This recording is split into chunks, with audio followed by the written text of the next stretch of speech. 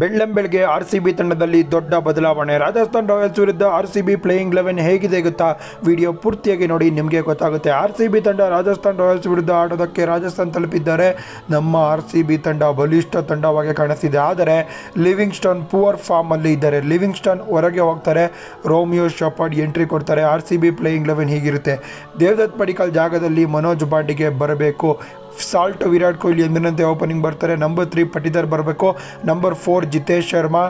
5 ಯಾರು ಬರ್ತಾರೆ? ಕೃಣಾಲ್ ಪಾಂಡ್ಯ. ಅದಾದಮೇಲೆ ಮನೋಜ್ ಪಾಂಡೆಗೆ ರೋಮಿಯೋ ಶೆಪರ್ಡ್ ಬಂದರೆ ಬೆಟರು. ಅದಾದ ನಂತರ ಭುವನೇಶ್ವರ್ ಕುಮಾರ್, ಹೇಜಲ್ವುಡ್ ಹಾಗೂ ಪ್ರಮುಖ ಆಟಗಾರ ಎಸ್ ದಯಾಳ್. ನಿಮಗೆ ಮನೋಜ್ ಪಾಂಡೆಗೂ ಕೂಡ ಬೌಲಿಂಗ್ ಮಾಡ್ತಾರೆ, ರೋಮಿಯೋ ಶೆಪರ್ಡ್ ಕೂಡ ಬೌಲಿಂಗ್ ಮಾಡ್ತಾರೆ. ಸುಯೇಶ್ ಶರ್ಮಾ ಹಾಗೂ ಕೃಣಾಲ್ ಪಾಂಡ್ಯ ಎಂದಿನಂತೆ ಸ್ಪಿನ್ನರ್ ಇದ್ದಾರೆ. RCB ತಂಡಕ್ಕೆ ಬಲಿಷ್ಠ ಬ್ಯಾಟಿಂಗ್ ಲೈನಪ್ ಮತ್ತೆ ಬರುತ್ತೆ ಅಂತ ಹೇಳ್ಬೋದು. RCB ತಂಡ ಈ 2 ದೊಡ್ಡ ಬದಲಾವಣೆನ ಮಾಡಲೇಬೇಕು. ನಿಮ್ಮ ಪ್ರಕಾರ ನೀವು ಕಮೆಂಟ್ ಮಾಡಿ, ಹೇಗಿರಬೇಕು ಪ್ಲೇಯಿಂಗ್ 11 ಅಂತ. ಬೆಳ್ಳಂಬೆಳಗ್ಗೆ RCB ತಂಡದಲ್ಲಿ ದೊಡ್ಡ ಬದಲಾವಣೆ ಆಗಿದೆ. ವಿಡಿಯೋ ಇಷ್ಟ ಆಗಿದೆ ಲೈಕ್ ಮಾಡಿ, ಶೇರ್ ಮಾಡಿ, ಫಾಲೋ ಮಾಡಿ. RCB ಅಭಿಮಾನಿ ಆದರೆ ಕಮೆಂಟ್ ಮಾಡಿ ಜೈ RCB ಅಂತ.